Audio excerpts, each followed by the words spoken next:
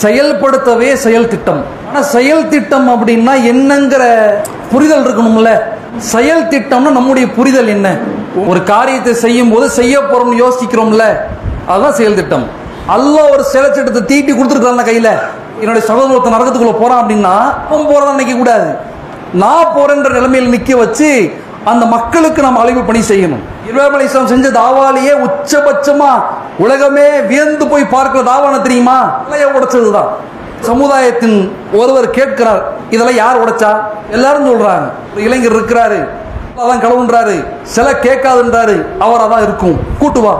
பேசாத உனக்கு தெரியாதா அப்படின்னா, எந்த நன்மையும் தீமையும் செய்ய முடியாத சிலையை வணங்கிட்டு இருக்கிறியா நீ? அஸ்ஸலாமு அலைக்கும் வரஹ்மத்துல்லாஹி வபரகாத்துஹு. எல்லாமல்ல அல்லாஹ்வின் அடியார்களே, அல்லாஹ்வின் அன்பும் கருணையும் இருளில் இருந்த மக்களை ஒளியின்பால் அழைக்க வந்த எம்பெருமானார் நபிகள் நாயகம் ஸல்லல்லாஹு அலைஹி வஸல்லம் அவர்கள் மீதும், இந்த கொள்கைக்காக தங்கள் உயிர்களையும் உடைமைகளையும் தியாகம் செய்த நபி தோழர்கள் நபி தோழர்கள் மீதும் இங்கு அமர்ந்திருக்கிற நம் அனைவர் மீதும் உண்டாகட்டுமாக. சொல்லப்படுகிற எந்த ஒரு இறை செய்தியாக இருந்தாலும் அல்லது நபிமொழியாக இருந்தாலும் அதற்கேற்ப நம் வாழ்க்கை அமைத்துக் கொள்கிற பாக்கியத்தை உள்ள இறைவன் நம் அனைவருக்கும் வழங்குவானாகிற பிரார்த்தனையோடு இந்த உரையை ஆரம்பம் செய்கிறேன். எல்லாமல்ல அல்லாஹ்வின் அடியார்களே, அல்லாஹ்வின் அருளால் இந்த ஓரிரை கோட்பாடு என்கிற கொள்கைக்குள் நுழைந்து பல ஆண்டுகளாக இந்த ஏகத்துவ பிரச்சாரத்தை நாம் கையில் எடுத்து வருகிறோம். ஒவ்வொரு கட்டத்திலும் ஒவ்வொரு அஜெண்டா, ஒவ்வொரு இலக்கு, அதை வைத்து மக்கள் மத்தியில் மார்க்கத்தை சொல்லக்கூடிய வாய்ப்புகள் என்று பல கட்டத்தில் அழைப்பு பணிக்குண்டான பாதைகளை அல்லாஹ் நமக்கு ஏற்படுத்தி கொண்டே இருக்கிறான். ஷிர்க் மாநாட்டிலிருந்து கடைசியாக நடந்து முடிந்த மாநாடு வரையிலும் சரி, இன்று நாம் எடுத்திருக்கக்கூடிய இப்ராஹிம் அலைஹிஸ்ஸலாம் சம்பந்தமான அஜெண்டாவாக இருந்தாலும் சரி, இந்த அனைத்து காரியமுமே அல்லாஹ்விடத்தில் நாம் மறுமையில் கூலி பெற வேண்டும் என்கிற எண்ணத்தில் நடத்தப்படக்கூடிய காரியங்கள். இந்த அஜெண்டாவை வைத்து எத்தனை மக்களை நாம் ஏகத்துவத்தின் பக்கம் அழைக்க முடியுமோ அவ்வளவு முயற்சியும் நாம் கையாளுகிறோம். அந்த பட்டியலில், அந்த வரிசையில் இன்றைய தினம் இப்ராஹிம் அலைஹிஸ்ஸலாம் என்கிற அஜெண்டாவை நாம் கையில் எடுத்ததோடு சேர்த்து ஒரு செயல் வீரர்கள் வீராங்கனைகள் கூட்டம் ஏற்பாடு செய்யப்பட்டிருக்கிறது. தலைப்பிற்குள் செல்வதற்கு முன்பு நான் கவனித்த ஒரு விஷயத்தை, ஒரு செய்து கொள்ள வேண்டிய காரியத்தை குறிப்பிட்டு விடுகிறேன். என்னன்னா, இப்போதான் லோஹர் தொழுதுட்டு நேராக வந்து உட்கார்றோம்ல, லோஹர் தொழுகையில் நாம் கையாண்ட ஒரு தவறான வழிமுறை. தொழுகைங்கிறது ஃபர்லான காரியம், அதை ரசூலுல்லாஹ் சொல்லி கொடுத்த மாதிரி இருக்கணும். அதில் மாற்றமோ எந்த வகையிலும் சுயலமோ சுய விருப்பமோ திணிக்கக்கூடாது. சஃப்புகளில் சில குறைகளை என்னால் பார்க்க முடிஞ்சது. சஃப்பு நெருக்கமாக இல்லை, சஃப்பு நேராக இல்லை. ஆரம்ப கட்டத்தில் இந்த தொழுகையில் எவ்வளோ முக்கியத்துவம் காமிச்சோமோ அது அப்படியே நேர் மாற்றமாக கண்ணுக்கு தெரியுது. யாராவது ஒருத்தர் சஃப்பு கேப் விட்டாங்கன்னா இழுத்து பக்கத்தில் நிற்க வைப்பாங்க, இங்கே வா நில்லுன்னு கூப்பிடுவோம். இப்போ அது இல்லை. ஒரு கேப்பு விட்டு நின்றாலும் கூட தள்ளி தான் நிற்கிறோம். கிட்டத்தட்ட ஒரு ஜான் அளவிற்கு ஒரு கேப் நிற்கிது. ஒரு முளமாவது கண்டிப்பாக கேப் இருக்கிற அளவுக்கு கேப். ஒரு கொஞ்சம் விவரிச்சு தான் சொல்கிறேன் ஒழிய எக்ஸாக்டாக ஒரு முளம் அளவுக்குலாம் கேப் இல்லை, ஆனால் கேப் இருக்கு. அந்த இடைவெளியின் மார்க்கத்தில் நமக்கு சொல்லித்தரப்பட்டது அல்ல. முடிஞ்ச அளவுக்கு தோளோட தோல் உரசி சஃப்பை நெருக்கப்படுத்துறதுக்கு முயற்சி செய்யுங்க. இது அசர் தொழில் நீங்கள் கவனித்து பார்க்கணும். கரெக்டாக நிற்கிறோமா, ரசூலுல்லாஹ் சொல்லி கொடுத்த மாதிரி சஃப்பு நேராக இருக்கா, நெருக்கமாக இருக்கான்ற கவனம் இருக்கணும். இது ஒரு தகவல். இப்போ இந்த சபையில் எனக்கு வழங்கப்பட்டிருக்கிற தலைப்பு என்ன அப்படின்னா, செயல்படுத்தவே செயல் திட்டம். இதுதான் தலைப்பு. எனக்கு முன்னாடி பேச ரெண்டு பேருமே மொத்தமாக பேசி முடிச்சுட்டாங்க. ஆனால் செயல் திட்டம் அப்படின்னா என்னங்கிற புரிதல் இருக்கணும்ல. செயல் திட்டம்னா நம்முடைய புரிதல் என்ன? ஒரு காரியத்தை செய்யும் போது செய்ய போறோம்னு யோசிக்கிறோம்ல, அதுதான் செயல் திட்டம். இப்போ இதை ஒரு ஜமாத்தா சேர்ந்து நடத்தும் போது தான் மசூரா பண்ணி அஜெண்டா ஒரு மினிட் நோட்டில் ஏற்றி அஜெண்டான்னு அறிவிச்சு பிறகு மக்களுக்கு போய் சேர்ந்து செயல் திட்டம்னு ஒரு பிரம்மாண்டமாக தெரியுது. ஆனால் செயல் திட்டம்ங்கிறது அன்றாட வாழ்க்கையில் இருக்கக்கூடிய ஒன்று தான். நாளை காலை எந்திரிச்சு சமைக்கிறதுக்கு இது சமைக்கணும்னு சொல்கிறாங்களே, இது பெண்களுடைய செயல் திட்டம். ஆண்களாக இருந்தால் யோசிப்பாங்க, நாளை காலை எந்திரிக்கணும், தொழுது முடிச்சுட்டு வேலைக்கு போகணும், இந்த பொருளை வாங்கணும், யோசிக்கிறோம்ல. இந்த சிந்தனை தான் அடிப்படை செயல் திட்டம். நியத்து ரொம்ப பேசிக்கா சொல்றது தான் நியத்து. நம்முடைய நியத்து தான் செயல் திட்டம். நான் தொழுக போறேன்னு யோசிக்கிறோம்ல, அது நம்ம இந்த இடத்துல இந்த நேரத்தில் தாவா செய்யணும்னு யோசிக்கிறோம்ல, இது செயல் திட்டம். இது யோசிச்சா பத்தாது, இந்த யோசனையை நடைமுறைப்படுத்தணுங்கிற சொல்றதுக்கு தான் இந்த தலைப்பு. புரியுதா? யோசிக்கிறத வச்சு ஒரு ஃபாய்தாவும் கிடையாது, யோசிச்சதை செய்யறதுதான் ஃபாய்தாங்கிறத புரிய வைப்பதற்கு தான் இந்த தலைப்பு. மார்க்கம் அப்படித்தானே சொல்லி தருது.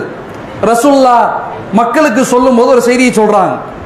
இது அராது அப்தி ஐயாமல செய்யா, என் அடியான ஒரு தவறை செய்ய வேண்டும் என்று நாடிவிட்டால் அவனுக்கு அல்லாஹ் தஆலா ஒரு தீமையை பதிவு செய்வது கிடையாது. ஹத்தா யஅமலஹா, அந்த அமலை செய்யும் வரை.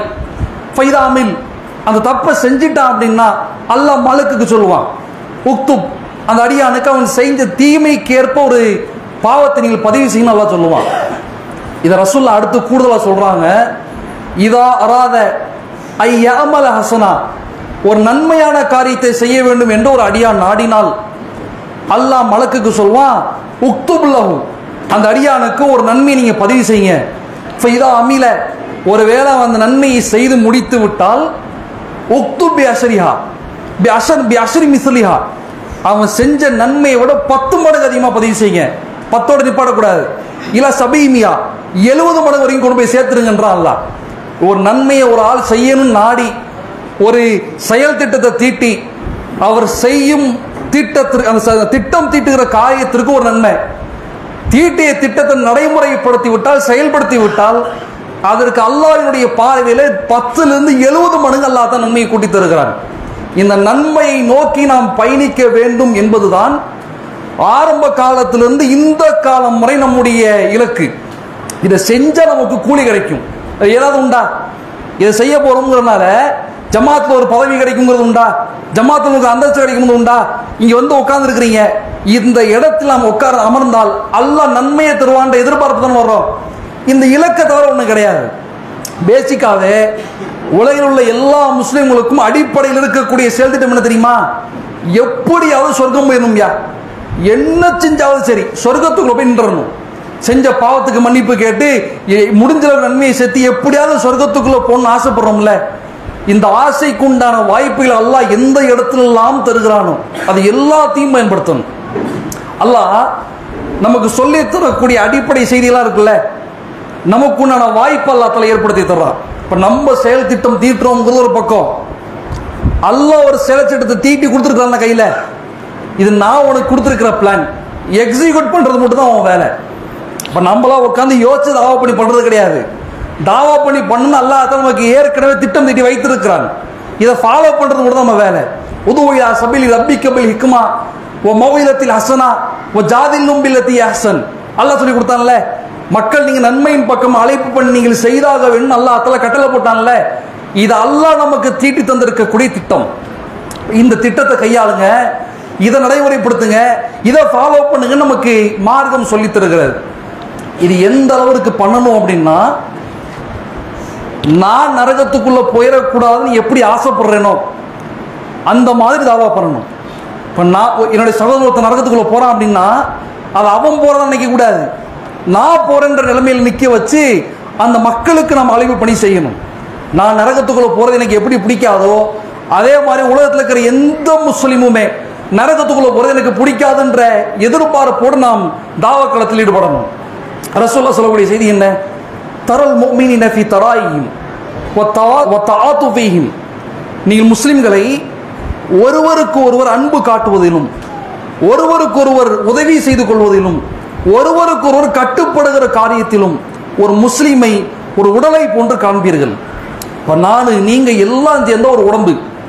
மார்க்கத்தில் அல்லாஹ்வின் தரக்கூடிய உதாரணம் அதை சொல்லிட்டு ரசூலுல்லாஹ் சொல்றாங்க, இதஸ்தகா உத்வா, ஒருவேளை உங்க உடம்புல ஒரு பகுதிக்கு நோய் வந்தால், பாதிப்பு வந்தால், ததாலஹு சாரிஉ ஜஸதி, ஒரு உடம்புல ஒரு பகுதியில் அடிபட்டா உடம்பு முழுக்க பதறுதுல, அந்த மாதிரி ஒரு முஸ்லிம் சமூகத்தை நீங்கள் பார்க்க கூடும். நாங்க சொல்லலாம், ஒருத்தன் தப்பு செய்யறானா, நான் தப்பு செஞ்ச அல்லாஹ் எனக்கு தண்டனை தருவான்ல, இவன் தவறு செய்யும்போது அல்லாஹ் எனக்கு தண்டனை தருவான் என்று பதட்டம் வரணும். இவன் சொர்க்கத்துக்குள்ள வரமாட்டானோ, இவன் ஏன் தௌஹீதுக்குள்ள இல்லை என்கிற ஏக்கம் இருக்கணும். அந்த ஏக்கத்தோடு ஒரு முஸ்லீம் வாழ்ந்தால்தான் நாம் வாழ்நாள் முழுக்க அல்லாஹ் சொல்லி தந்த மாதிரி ஒரு ஏகத்துவ பிரச்சாரத்திற்குள் வாழ முடியும். இத்தனை திட்டம் அதுக்கு தானே. இப்ப இப்ராஹிம் அலைஹிஸ்ஸலாம் சம்பந்தமா நம்ம மக்கள்கிட்ட கொண்டு போய் சேர்க்கிறோம் அப்படின்னா இப்ராஹிம் நபியை வச்சு பெருமையா பேசுங்கிறது மட்டும் கிடையாது, இப்ராஹிம் நபி உசந்தவர் தான். இந்த செய்தியை மக்கள்கிட்ட சொல்லும் போது மக்களுக்கு ஒரு ஏகத்துவ சிந்தனை கிடைக்கும்ல என்கிற எதிர்பார்ப்பு. மார்க்கத்தில் அல்லாஹ்வின் தூதர் சொல்லக்கூடிய இன்னொரு செய்தியை பாருங்க. புகாரியில 16வது செய்தி. சலாசும் 3 காரியங்கள் இருக்கு, 3 குணாதிசயங்கள். மன் குன்னஃபி, அந்த 3ம் ஒரு இடத்தில் இருந்து விட்டால் வஜத ஹலாவத்தல் ஈமான், அவன் ஈமானின் சுவையை பெற்றுக்கொள்வான். நாங்கள் சொல்லலாம். இந்த ஹதீஸை கேட்டிருக்கீங்களா? 3 குணம் அது இருந்துச்சுன்னா ஈமானுடைய சுவை கிடைக்கும்ங்கிறாங்க சொல்லலாம். புகாரியில 16வது செய்தி. 3 குணம் என்ன தெரியுமா? அல்லாஹ்வையும் அல்லாஹ்வின் தூதரையும் உலகத்தில் உள்ள எல்லா பொருளை விட அதிகமாக நேசிக்கிறது முதல் குணம். 2வது, யாரை நேசித்தாலும் அல்லாஹ்விற்காக நேசிப்பது 2வது குணம். 3வது, நாம் மீண்டும் நரகத்தில் எரியப்படுவதை எப்படி வெறுக்குவோமோ அந்த மாதிரி பிறரும் நரகத்திற்குள் விழுந்து விடக்கூடாது என்று நேசிப்பது இருக்குல்ல. இந்த 3 குணங்கள் இருந்தாலே ஈமானின் சுவை கிடைக்குங்கிறாங்க. கடைசி குணம் புரிஞ்சுச்சா? நான் நரகத்துக்குள்ள போயிடக்கூடாது, எந்த முஸ்லீம் நரகத்துக்குள்ள போயிடக்கூடாது என்கிற சிந்தனை இருக்கணுங்கிறாங்க சொல்லலாம். இதான் அடிப்படை. தாவா களத்தில் எல்லா மக்களுக்கும் இருக்க வேண்டிய முக்கியமான செய்தி இதுதான். இது ஏன் சொல்றேன் அப்படின்னா, நம் மக்களை பொறுத்த வரைக்கும் செயல் திட்டம் தீட்டிட்டாங்க, ஜமாத்து பார்த்துக்கும், கேள் நிர்வாகி பார்த்துக்குவாங்க, தாயிக்கல் வருஷம் உள்ள மாசம் ஒரு நாள் நடத்துறாங்களே அந்த தாயிக்கல் எல்லாம் பார்த்துக்குவாங்க, நமக்கு எதுக்கு என்று பெரும்பான்மையான முஸ்லிம்கள் இருக்கிறாங்க, தௌஹீத்வாதிகள் இருக்கிறாங்க.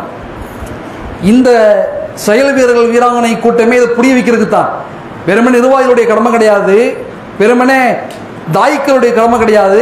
உலகில் உள்ள எல்லா முஸ்லிம்களுக்கும் அல்லாஹ் தஆலா ஏற்கனவே திட்டம் தீட்டி தந்த கடமை இது. நீ கண்டிப்பா தாவா பண்ணி செஞ்சு ஆகணும், மாட்டேன்னு சொல்லவே கூடாதுன்னு அழுத்தம் திருத்தமா சொல்றதுக்கு தான் இவ்வளோ பெரிய ப்ரோக்ராம், இவ்வளோ பெரிய செலவு, இவ்வளோ பெரிய எல்லா செட்டப்பும் அதுக்கு தான். இப்போ நம்முடைய மனநிலை எப்படி இருக்கு? தாவா பண்ணின்னு வந்தா தாவா செய்யணுங்கிறது நம்முடைய மனநிலையா, இல்லை வந்து 2 பயான் கேட்டு போகணுங்கிற மனநிலையா? பெரும்பாலும் முஸ்லீம் அதானே, வர்றோம் உட்காரோம் பயான் கேட்குறோம், நன்மை சம்மதிக்கும், கிளம்பி போயிட்டே இருக்கணும், அவ்வளவுதான். அதை தாண்டி எனக்கும் தாவாவுக்கும் ஒரு சம்மதமும் கிடையாது. கூப்பிட்றாத, திருமணி கூப்பிட்றியா, வந்து உட்காந்து கேட்டு போறேன், அதுக்கு மேலே கூப்பிடாத. இந்த மனப்பான்மை இருக்கும் வரை ஒரு காலம் நம்மால் ஈமானின் சுவையை சுவைக்கவே முடியாது, முழு முஸ்லீமா வாழவும் முடியாது. ரசூலுல்லாஹ் சொன்ன மாதிரி ஒரே உலகம் நம்மை யாரும் பார்க்கவும் முடியாது. வயநாட்டில் அத்தனை மக்கள் பாதிக்கப்பட்ட உடனே உலகமே கொந்தளிக்குதுல, ஐயோ எத்தனை மக்கள் உசுறு போயிடுச்சுன்னு தெரியலையேன்னு ஒரு பாசம் பொங்குதுல. இது ஈமானுடைய காரியத்தில் இருக்கணும். காசா முழுக்க எல்லா மக்களும் பாதிக்கப்படுறாங்கன்னு அவ்வளோ ஆத்திரம் வருதுல. துவால எத்தனை பேர் கேட்டிருப்பீங்க, தேவா இஸ்ரேலை அழிச்சு நாசமாக்கிறாளான்னு துவா செஞ்சிருப்பீங்க. கேட்டோமா இல்லையா? ஏன் கேட்டோம்? அங்க அத்தனை மக்கள் கொல்லப்படுறாங்க ஆதங்கத்தில் கேட்டோம். இதே ஆதங்கம், இதே அன்பு ஒருவரை இஸ்லாத்தின் பக்கம் அழைப்பதில் இருந்தால் மட்டும்தான் முழு ஈமான். இதை புரியும் வரை ஒரு காலம் நம்மால் முழு ஈமானை சுவைக்க முடியாது. இவ்வளவு பெண்கள் இருக்கிறீங்களே, இவ்வளவு ஆண்கள் இருக்கிறீங்களே, அல்லாஹ்வுக்கு பயந்து மனசாட்சியை தொட்டு யோசிச்சு பாருங்க. இது வரைக்கும் எத்தனை நாட்கள் எத்தனை நபரிடத்தில் நாம் தனிநபர் தாவா செய்திருப்போம். ஒருத்தர் வந்து உட்காரும் போது அவர் தப்பு செய்யறாருன்னு தெரிஞ்சா நண்பரா இருந்தாலும் இவன்ட்டெல்லாம் என்ன போய் பேசுறது அப்படின்ற பேச்சு இருக்கு. இவருக்கும் தாவா செய்யணும் சிந்தனை வரணும்ல. நண்பன் தான், என் சொந்தம் தான், சொன்னா கேட்க மாட்டாங்க பாய், இதைத்தான் கடைசி வரைக்கும் சொல்லுவோம். இப்படி யோசிச்சிருந்தா நம்மளால முஸ்லீமா இருந்திருக்க முடியாது. நபிகளார் 15 ஆண்டு 13 ஆண்டு காலம் மக்கால் இருந்தாங்களே, மக்கால் இருக்கிற வரைக்கும் ரசூலுல்லாஹ் தாவா பண்ணிட்டு தான் இருந்தாங்க. தாவா பண்ற வரைக்கும் ரசூலுல்லாஹ் எந்த கட்டத்திலுமே குறைஷியெல்லாம் திருந்துவானா அப்படின்னு பேசினது இல்லை. மதீனாவுக்கு போனதுக்கு அப்புறம் யூதெல்லாம் திருந்துவானா அப்படின்னு ரசூலுல்லாஹ் பேசினது இல்லை. எல்லா கட்டத்திலும் எல்லா இடத்துலையும் ரசூலுல்லாஹ்வுக்கு தோணுன ஒரே செய்தி, இவங்க எல்லாம் முஸ்லீமா மாறிட மாட்டாங்களாங்கிற ஏக்கம் மட்டும்தான். அந்த ஏக்கம் இருந்தால் எல்லா கடையும் தாவா செஞ்சுக்கிட்டே இருக்கலாம்ல. இப்போ நீங்க யோசிங்க, நம்ம சொந்த மதத்தில் ஒருத்தன் வழிகேட்டில் இருக்கிறான், குஃப்ரில் இருக்கிறானோ, ஷிருக்கில் இருக்கிறானோ, பிதத்து செய்யறானோ, ஏதோ ஒரு காரியம் செய்யறான். அதை சொல்லணும்னு ஏன் தோணலை? செய்யணும்னு பல கட்டமாக கேட்கறோம், பல காலங்களில் காதில் விழுகுது. வந்து 4-5 பேருக்கு கத்தி கூவி பேசிட்டு போயிடுறாங்க. இருந்தாலும் ஏன் செய்ய மாட்டோம்? ஈமான் அந்த அளவுக்கு ஸ்ட்ராங்கா இல்லைன்னு அர்த்தம். இது எப்படி இருக்கணும் தெரியுமா? இப்ராஹிம் அலைஹிஸ்ஸலாம் மாதிரி இருக்கணும். தாவான்னு வந்தா இப்ராஹிம் அலைஹிஸ்ஸலாம் மாதிரி தெளிவா நிக்கணும். அடிச்சாலும் சரி, கொண்டாலும் சரி, தூக்கி எறிஞ்சாலும் சரி, ஒண்ணுமே இல்லாத ஆளா நம்ம மாற்றணும்னு யோசிச்சாலும் சரி, இப்ராஹிம் அலைஹிஸ்ஸலாம் எப்படி தாவா செஞ்சாங்களோ அதே மாதிரி நானும் தாவா செய்யுங்கிற தெளிவு இருந்தாலே போதும், என்ன கட்டத்திலும் நின்றுவோம். இப்ராஹிம் அலைஹிஸ்ஸலாம் செஞ்ச தாவாலேயே உச்சபட்சமா உலகமே வியந்து போய் பார்க்கிற தாவான தெரியுமா? சிலையை உடைச்சதுதான். அதெல்லாம் எத்தனை இறை தூதர் அனுப்புனா, அப்படிதானே? கணக்கு இல்லை. சில பேர் சொல்லிக்குவாங்க இத்தனை லட்சம் பேர் வந்தாங்கன்னு, ஆதாரம் இல்லை. ஆனா அல்லாஹ் கணக்கு இல்லாமல் இறை தூதரை உலகத்திற்கு சமூகத்திற்கு தேவைப்படுகிற போதெல்லாம் அனுப்பி வைத்திருக்கிறான். எல்லா இறை தூதருமே லா இலாஹ இல்லல்லாஹ்னு சொன்னாங்க. அல்லாஹ் தான் கடவுள், அல்லாஹ் தவிர கடவுள் இல்லைன்னு எல்லா இறை தூதரும் சொன்னாங்க. நபிகளாரும் சொன்னார்கள், அப்படிதானே? ரசூலுல்லாஹ் 13 வருஷம் இருந்தாங்க. மக்கள் ஏகத்துவத்தை சொன்னாங்க. சிலையை உடைக்க முடிஞ்சுச்சா? காபத்துல்லா கூட சிலை இருந்துச்சு, உடைக்க முடியல.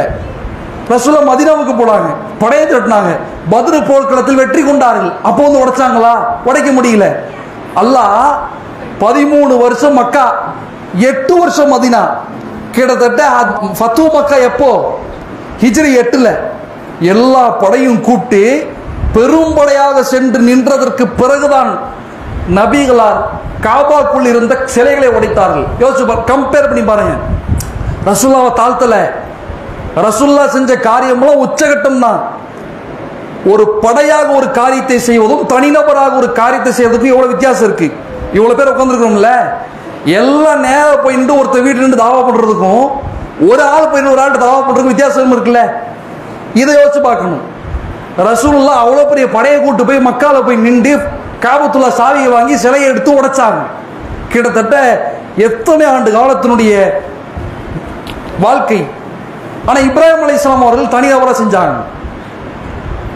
எல்லா கூட்டமும் ஒரு திருவிழாவுக்கு போயிட்டு வரும்போது எந்த சிலையுமே காணோம். எல்லாரும் கேள்விப்பட்ட செய்தி தானே. இந்த வரலாறு தெரியாத முஸ்லிமே கிடையாது, தொழாதவனுக்கு கூட தெரியும். வந்து நின்று பார்க்கும்போது எந்த சிலையுமே காணோம், ஒரு பெரிய சிலையை தவிர. அப்போது சமுதாயத்தின் ஒருவர் கேட்கிறார், இதெல்லாம் யார் உடைச்சா? எல்லாரும் சொல்றாங்க, ஒரு இளைஞர் இருக்கிறாரு, அல்லாஹ் தான் கடவுள்ன்றாரு, சிலை கேட்காதுன்றாரு, அவராக தான் இருக்கும், கூட்டு வா. இப்ராஹிம் அலைஹிஸ்ஸலாம் கூட்டு நிக்க வச்சு கேள்வி கேட்கிறாங்க.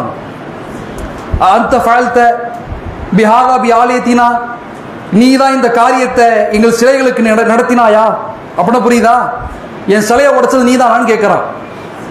இப்ராஹிம் அலைஹிஸ்ஸலாம் சொல்லுகிறார்கள், இது என்கிட்ட கேட்கிற?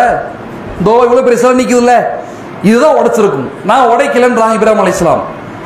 இதை சொல்லும் போது இப்ராஹிம் அலைஹிஸ்ஸலாம் ஒரு வார்த்தையை சேர்த்து விடுறாங்க, புரியணும்ல. இப்ராஹிம் அலைஹிஸ்ஸலாத்துடைய இலக்கு ஒண்ணுதான், இந்த எல்லா மக்களையும் முஸ்லீமா மாற்றணுங்கிறது, எல்லாரும் அல்லாஹ் வணங்கணுங்கிறது, எல்லாரும் அல்லாஹ்வை வணங்கி என்னை பின்பற்ற வேண்டும். இதுதான் இப்ராஹிம் அலைஹிஸ்ஸலாத்துக்கு இருந்த ஒரே இலக்கு. இதை எப்படியாவது மக்கள்கிட்ட கொண்டு போய் சேர்க்கணுங்கிறதுக்கு படாத பாடுபட்டாங்க. இத்தனை ஆண்டு காலம் எவனுமே ஒத்துக்கல சிலைக்கு கேட்காதுன்னு, எவனுமே ஒத்துக்கல சிலை பேசாதுன்னு. இப்ராஹிம் அலைஹிஸ்ஸலாம் சொல்றாங்க, சரி நான் உடைக்கல, பெரிய சிலை இருக்குல்ல, இதுதான் உடைச்சிச்சு. ஒருவேளை இந்த சிலை பேசுமையானால் சிலைட்ட போய் கேளுன்னாங்க. ஒட்டுமொத்த சமூகம் தலை கீழே குனிய போடுறான். கீழே குனிய போட்டதற்கு பிறகு அந்த சமூகம் கேட்கிறது, வழக்கத அலிம்த மா ஹாவுலாய் எந்திக்கும், இது பேசாத உனக்கு தெரியாதா அப்படின்னா அந்த இடத்துல போறாங்க இப்ராஹிம் அலைஹிஸ்ஸலாம். அப்ப தாபூதுன மின் தூனில்லாஹி மாலா எதுருக்கும் வாலா என்ஃபவுக்கும் ஷையாவதா எதுருக்கும், உங்களுக்கு எந்த நன்மையும் தீமையும் செய்ய முடியாத சிலையை வணங்கிட்டு இருக்கிறியா நீ? இல்லக்கும் தாபூதுன மின் தூனில்லாஹி, உனக்கும் அல்லாஹ் என்று நீ யாரையெல்லாம் வணங்குகிறாயோ அனைத்திற்கும் நாசம் உண்டாகட்டும். நாங்கள் இப்ராஹிம் அலைஹிஸ்ஸலாம் இலக்கு ஒன்று தானே, கையாளுகிற முறை, திட்டம் தீட்டினா பத்தாது, அதை நடைமுறைப்படுத்துகிற முறையும் தேவை.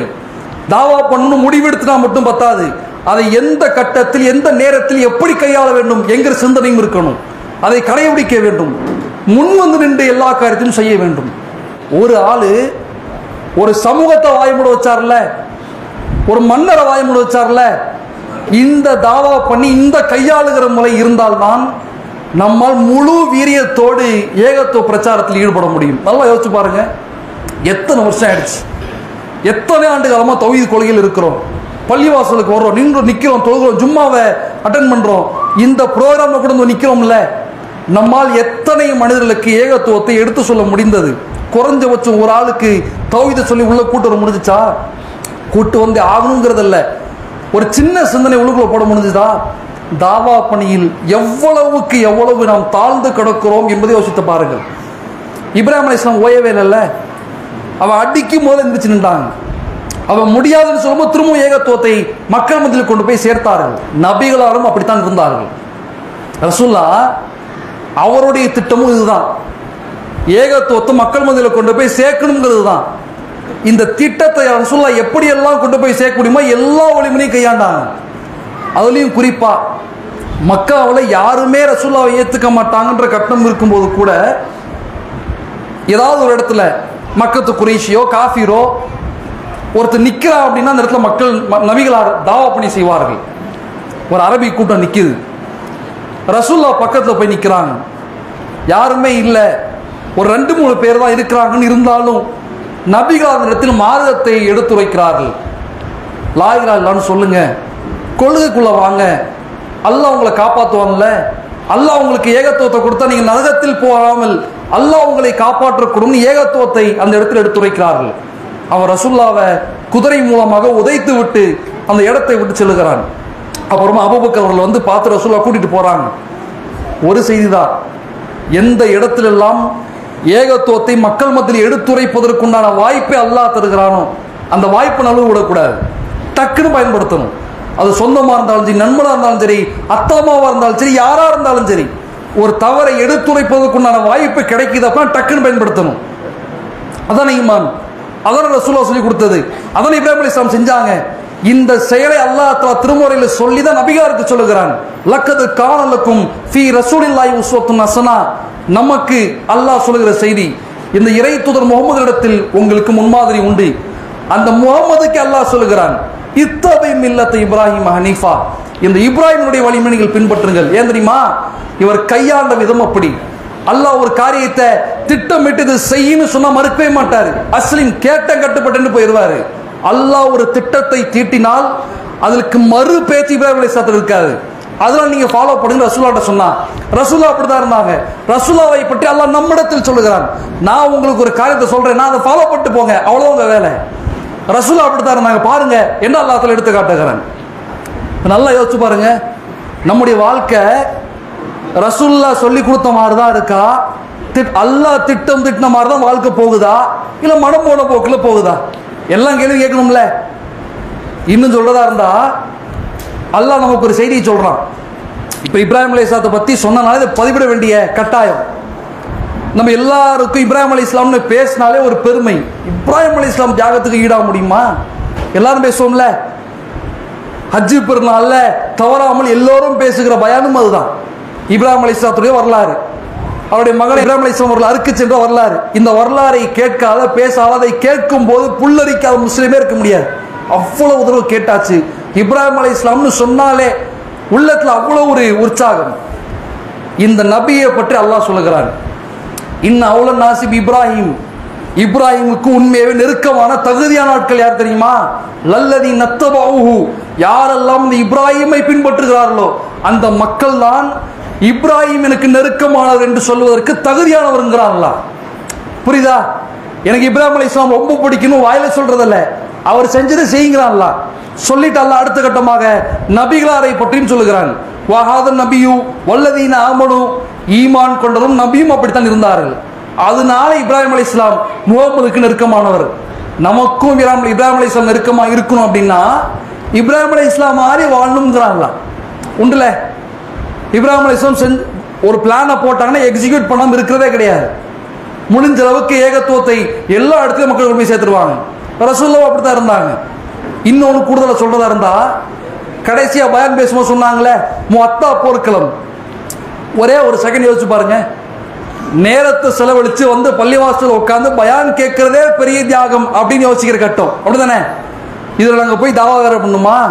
தெருமுனை பிரச்சாரத்தில் போய் மைக்கு பிடிக்கணுமா, ரோட்ல நிக்கணுமா, டோர் டோரா போய் பெண்கள் தாவா பண்ணுமா, எதுக்கு அப்படின்னு யோசிக்கிற எல்லா மக்களுக்குமே முஅத்தா போர்க்களம் மிகச்சிறந்த பதில். அல்லாஹ்வின் தூதர் தெளிவா திட்டமிட்டாங்க. பாருங்க மக்களே, இவ்வளவு பேர் போவீங்க, நீங்கள் செல்லும் போது உங்களுக்கு ஸைத் இப்னு ஹாரிஸ் தலைவராக இருப்பார், அடுத்து ஜாஃபர் வருவார், அடுத்து அப்துல்லா பின் ரவாஹா வருவார். இந்த 3 பேர் உங்களுக்கு தலைவராக இருப்பாங்க. எப்படி தெரியுமா? முதல்ல ஸைத் வரும்போது ஸைதை கொலை செய்வார்கள். ஸைத் மரணித்ததற்கு பிறகு ஜாஃபர், ஜாஃபர் மரணித்ததற்கு பிறகு அப்துல்லா இப்னு ரவாஹா அங்க சொல்லா திட்டம். நீங்க போர்க்களத்துக்கு போனா வரவே மாட்டீங்க என்ற உறுதிமொழி, கொல்லத்தான் போடுவீங்க. அந்த இடத்துல திட்டம் திட்டுகிறார்கள். நீங்க போனீங்கன்னா நீங்க போனீங்கன்னா நீங்க, இந்த 3 பேரும் மௌத்தா போயிட்டா உங்கள் ஒருவர் நீங்கள் தலைவராக நியமித்துக் கொள்ளுங்க சொல்லி அனுப்புறாங்கல்ல. போன மாதிரியே மௌத்தா போனாங்க. அப்படிதானே? இந்த திட்டத்தை ரசூல்லா சொல்லும் போது பயந்து யாருமே போகாம இருந்திருந்தா போர்க்களத்தின் நிலைமை என்ன, அந்த ஈமானுடைய நிலைமை என்ன, என்ன நினைச்சிருப்போம்? இந்த வரலாறு உதாரணத்துக்கு இந்த வரலாறு படிக்கணும் வச்சுக்குவோம். ரசூல்லா மௌத்துன்னு ஷஹீதுன்னு சொல்லும்போது போகாம விட்டாங்களே, பேசுவோம்ல யதார்த்தமாக. ஆனால் எந்த நபி தோலும் எந்த சஹாபியும் ஸைதாக இருந்தாலும் ஜாஃபராக இருந்தாலும் அப்துல்லாவாக இருந்தாலும் இந்த 3 நபருமே யோசிக்கவே இல்லை. ரசூல்லா சொல்லியிருக்கிறாங்க, வா போய் போர்க்கத்தை நிற்போம், உயிரை விடுவோம், வேற என்ன வேலை, உலகத்தில் நமக்கு எந்த படியும் இல்லை, மறுமை சிறந்ததுன்னு எல்லா சஹாபாக்களுமே களத்தை நிற்கிறாங்க. இது ஒரு திட்டம் தீட்டியதற்கு பிறகு ஒரு காலம் பின்வாங்கவே கூடாது. அது உசிரே போற காரியமா இருந்தாலும் மாறு விஷயத்தில் போய் நிக்கணும், அவ்வளவுதான். குறிப்பா இந்த காலகட்டத்தில் சொல்றதா இருந்தா பெண்களுக்கு இந்த அஜெண்டாவை கையில் எடுத்தோம்ல, காட்டு கத்தினாலும் சரி, தொண்டை தண்ணி வத்த கத்தினாலும் சரி, இந்த எல்லா செய்தியும் சொல்றதனுடைய இலக்கம் ஒண்ணுதான். கேட்டுட்டு அப்படியே வீட்டுக்கு போய் அதை கலைச்சிடாதீங்க. முடிந்த அளவுக்கு மக்கள் மத்தியில் ஏகத்துவத்தை சொல்லுங்கள் என்பதுதான் முழுக்க நோக்கம். அதுதான் எல்லாம் இருக்கிறீங்களே. என்னுடைய தரப்புல இருந்து ஒரு சின்ன ஆலோசனை தான். ஆண்கள் உங்களுக்குண்டான தாவா குழுவை பிரியுங்கள், பெண்கள் உங்களுக்குண்டான தாவா குழுவை பிரிச்சுக்குங்க. முடிந்த அளவிற்கு எங்கெல்லாம் வாய்ப்பு கிடைக்குதோ அங்கெல்லாம் மக்களுக்கு ஏகத்துவத்தை சொல்லுங்க. நிர்வாகத்தினுடைய ஆலோசனையோடு, மாவட்டத்தினுடைய ஆலோசனையோடு எங்கெல்லாம் உங்களுக்கு ஏகத்துவத்தை எடுத்துரைக்கக்கூடிய வாய்ப்பு கிடைக்குதோ அதை பயன்படுத்துங்க. குறிப்பா பெண்கள், ஆண்கள் மூலமாக இந்த பிரச்சாரம் மக்கள் மத்தியில் கொண்டு போய் சேர்வதை விட பெண்கள் மூலமாக இந்த ஏகத்துவம் வளர்ந்திருப்பது ரொம்ப அதிகம். உண்மைதானே? ஒரு சபைன்னு போனாலே, ஒரு தாவாக்கள்னு போய் நின்றாலே, ஒரு குடும்பத்தில் ஏகத்துவவாதியுடைய கணக்கு எடுத்தாலே அதில் பெண்களுடைய எண்ணிக்கை அதிகம். ஒரு பெண்ணின் மூலமாக ஏகத்துவத்தில் வந்தவர்கள் எத்தனை பேர் இருக்கிறார்கள், கண்கூடாக பார்த்த செய்திகளும் உண்டு. அதை கவனத்தில் வைத்து பெண்கள் குழுவும் உங்களால் முடிந்த அளவிற்கு அதிகமான தாவா பணிகளை டோர் டு டோர் போங்க. தப்பு கிடையாது, அசிங்கம் கிடையாது. போய் நிற்கும் போது ஏன் வர்றீங்கன்னு அவங்க துரத்துறாங்க அப்படின்னா, அவங்க துரத்தும் போது நமக்கு ஒரு நன்மை கிடைக்கும். நம்மளுடைய நியத்துக்கு அல்லாஹ் தஆலா நன்மையை பதிவு செய்து விடுகிறான். அந்த முயற்சிக்கு அல்லாஹ் தஆலா 10-70 மடங்கு நன்மைகளை பதிவு செய்து விடுகிறான்.